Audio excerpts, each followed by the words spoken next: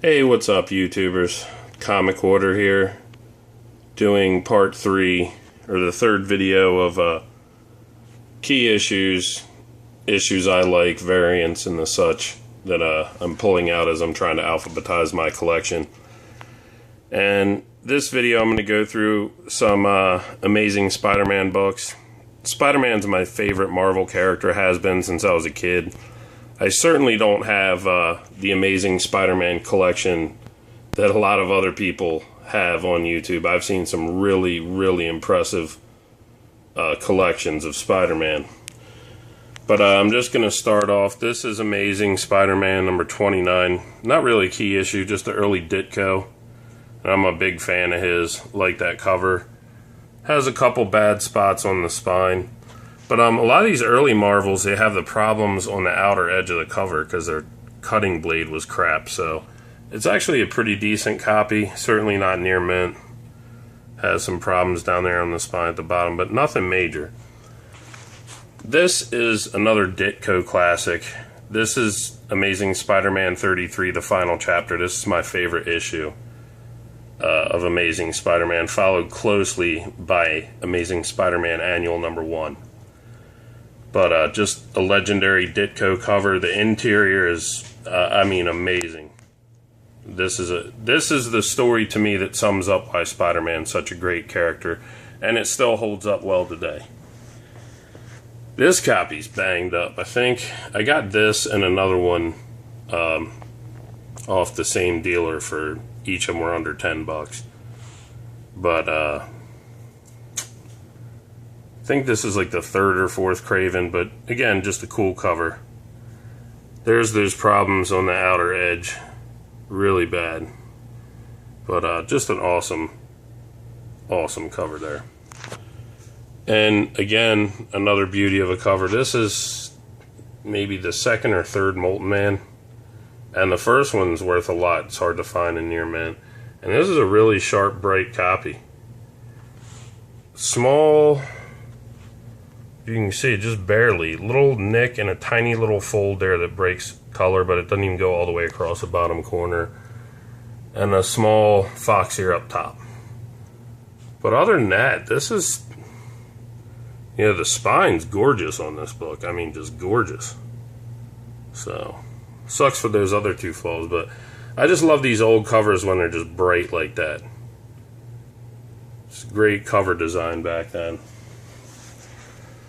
This is a book that's been heating up lately. Certainly not the best copy at all. All kinds of problems running up and down that left-hand spine there. Fold on the bottom corner. Little tear right there on the outer edge. But this is Amazing Spider-Man 41. This is the first appearance of the Rhino. And you're just getting classic covers. I haven't delved too heavily into the Amazing Spider-Mans under number 100. I have like 230 something or 240 something all the way up to current, and scattered issues underneath that, but they're just every issue of Amazing, once you get under about 140 or 130, every issue pretty much is expensive. So moving along, this is a really rough copy, totally rolled. Again, I think I got this for like $7 or $8, but just a cool cover. Again, the early work on these, that's what I was saying, under 100 by Steve Ditko, John Romita Sr., and then Gil Kane. I mean, it's unparalleled in my opinion. I mean, when they lost Ditko, they got Romita, who's, I think, probably the first two artists that handled this book are the best artists ever to handle the character, in my opinion. So, Gil Kane and Todd McFarlane, a lot of others did justice on Spidey, but these guys, Ditko and Romita Sr., set the standard. And this was a cover that stood out to me when I was a kid. It's an early Kingpin appearance. And this Spider-Man Wanted cover by Romita Sr., just ridiculous. And this copy is near mint. This is a sweet, sweet copy. I mean, not much wrong. didn't even create a problem on the cover really, but as you can see, the bottom staple slightly bent. That's really about the only flaw on this book. Very sweet copy. Very happy with that. And this, again, this is another high grade. I'd give this 8 or higher. This is Amazing Spider-Man 78, first appearance of the Prowler. Just getting so many kick-ass covers here. And that one's bright and sharp. I mean, nothing much wrong with it except for there's one little ding that breaks color right there on the edge of his cape. But that's about it. Another classic Romita Sr. cover. And again, apologize because I'm going to show some books I've already showed, but while I'm into my Spidey stuff, I'm going to show you guys. This is Amazing Spider-Man number 90. Got it CGC'd at a 9.0 with white pages. And again, Romita Sr. just put out so many masterpieces on these Amazing Spider-Man covers. And actually, I'm sorry, Gil Kane did this and Romita inked this, I believe. But still, that is my flub. But yeah, it looks, I guess because he inked it, it looks more like Romita's style. But, penciled by Kane, inked by Romita. And again, this is the death of Captain Stacy.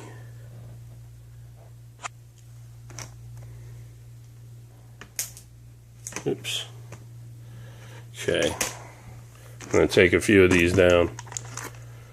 But yeah, I mean, it really saddens me to think about all the crappy storylines and sales gimmicks they've put on Spidey, in the past 20 years or so, because he's such a strong character with such a strong rogues gallery.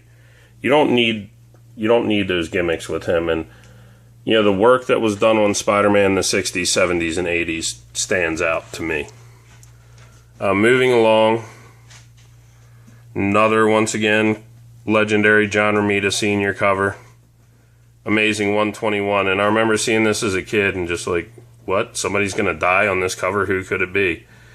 And spoiler alert, those of you that have read this know it's Gwen Stacy. And that, again, is a pretty freaking awesome copy.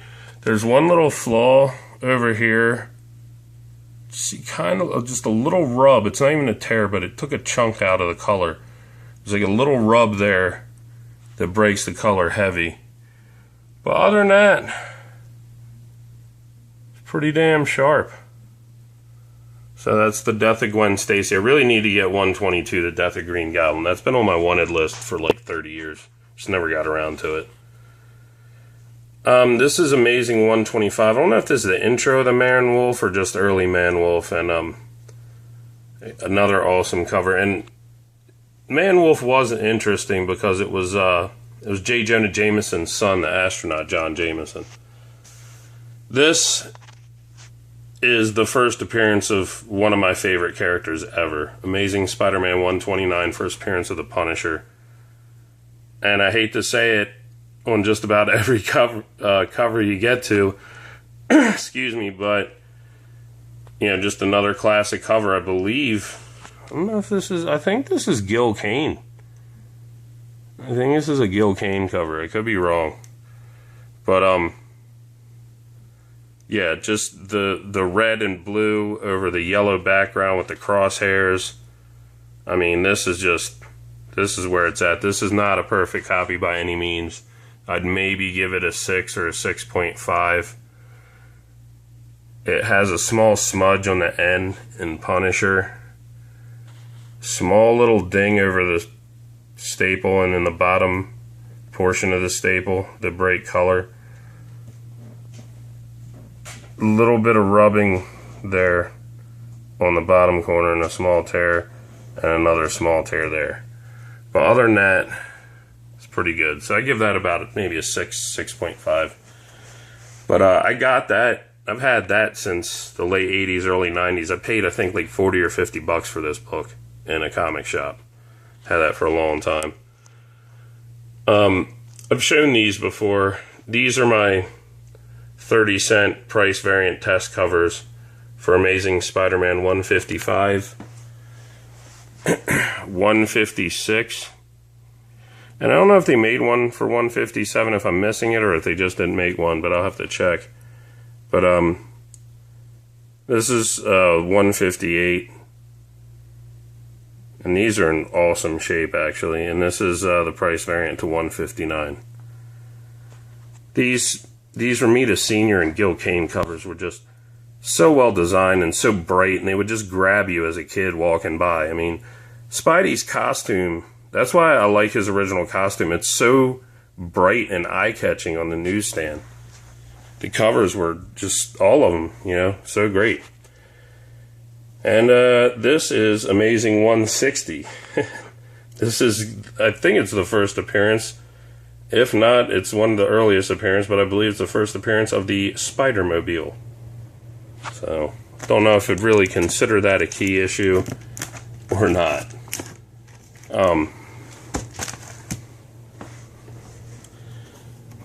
Yeah. A couple of these next ones are in kind of rough shape, but alright, moving along here. This is Amazing Spider-Man 180, and this is the unmasking of a Green Goblin, and I don't want to give a spoiler, but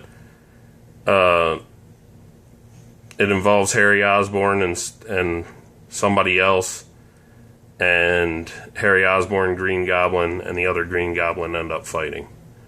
One of the many Green Goblin and Hobgoblin unmaskings in the Amazing Spider-Man book. This is Amazing 194. It's a really rough copy, but this is the first appearance of the Black Cat. As you can see, just problems all up and down both spines. This is probably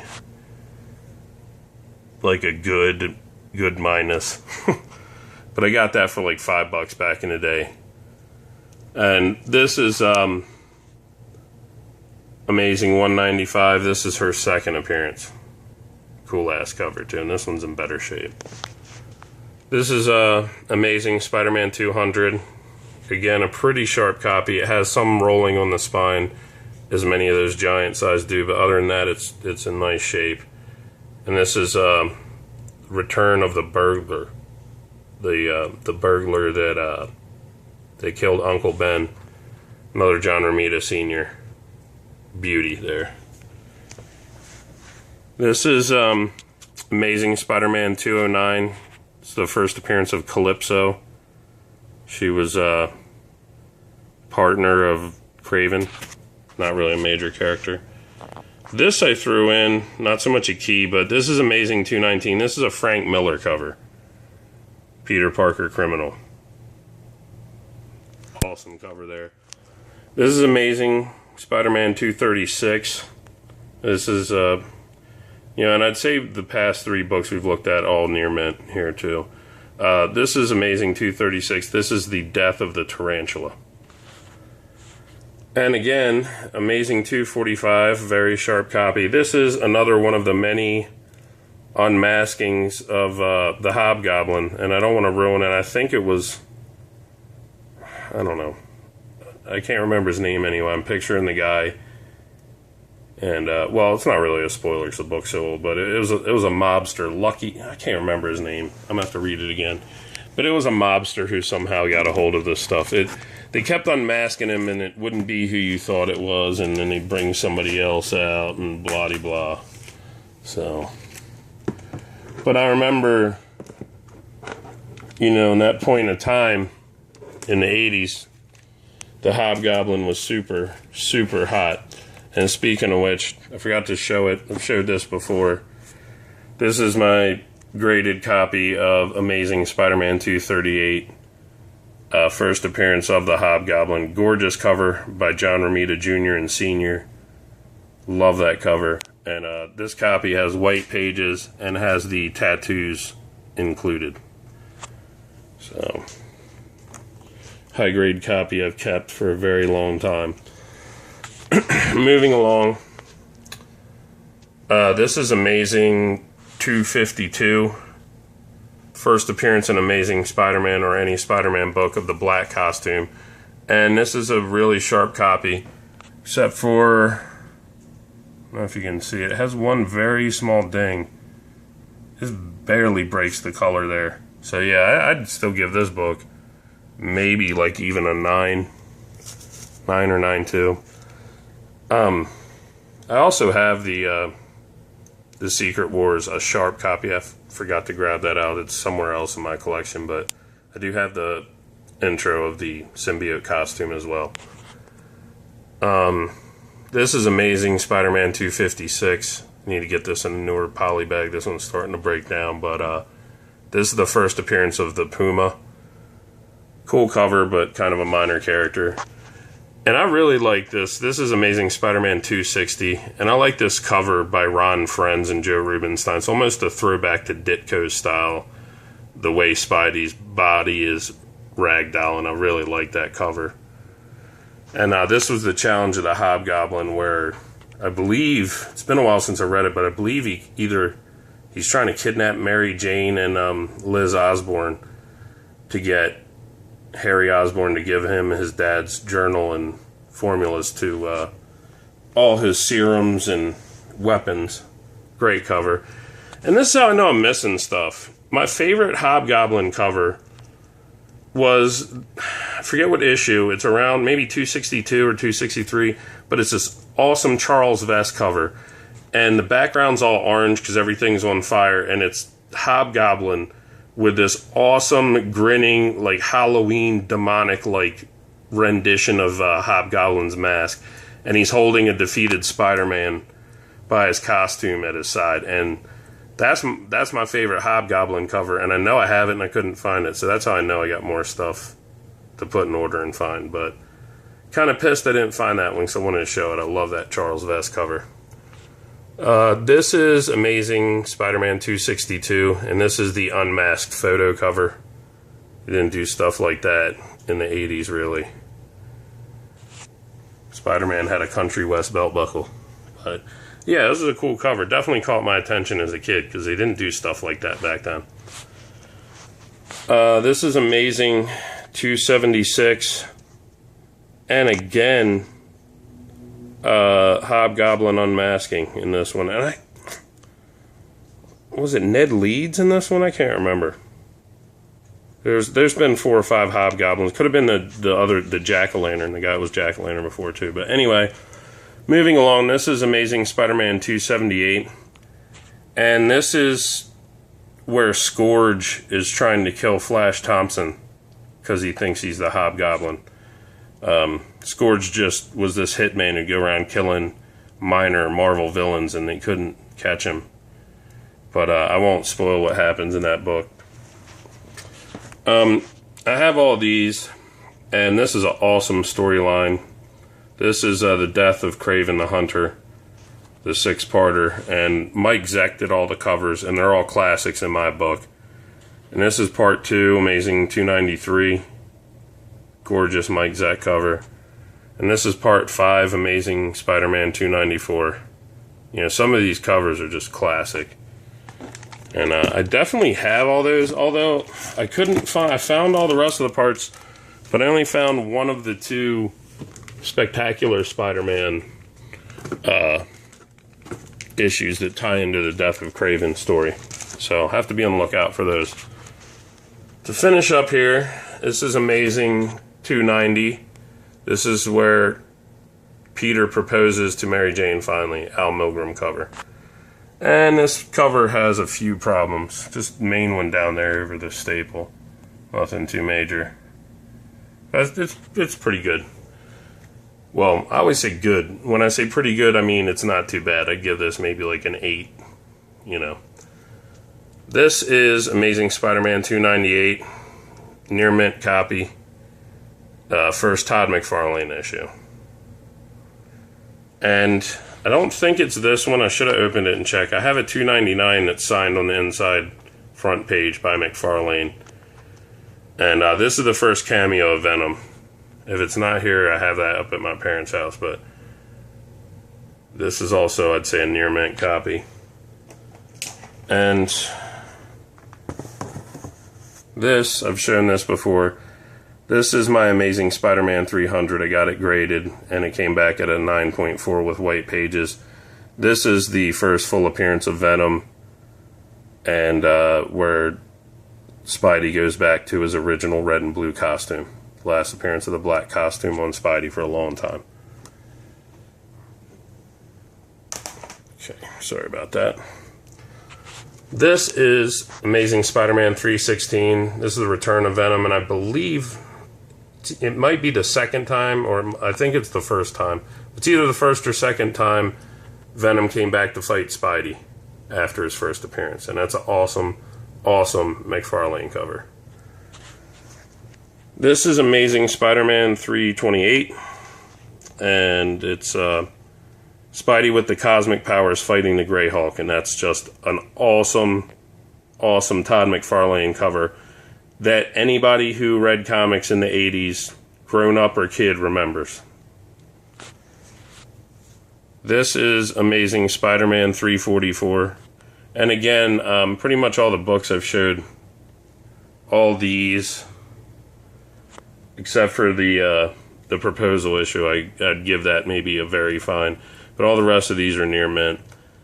And this is a really sharp copy of Amazing 344. This is the first cameo of Cletus Cassidy, who becomes Carnage, and this is a near mint 345, and this is the first full appearance of Cletus Cassidy.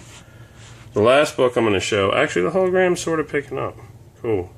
These are the holograms that came out for the 30th anniversary of Spider-Man. I bought all of them, 2 of all of them, so I'd have unread copies. This is my unread copy. It's a very high grade. There's not a mark on that spine, man.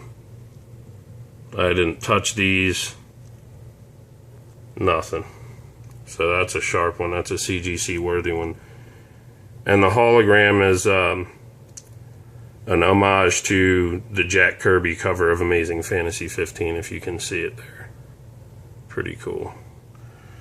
But I have more Spidey books to show, but I'm going to do that in another video so as to not keep it too long, since it's already been long enough. But as always, thank you all for taking the time to check out my books. I always enjoy sharing them with you, and I always enjoy seeing what you all have added to your collections. So everyone take care. Thanks again, and happy comic book reading.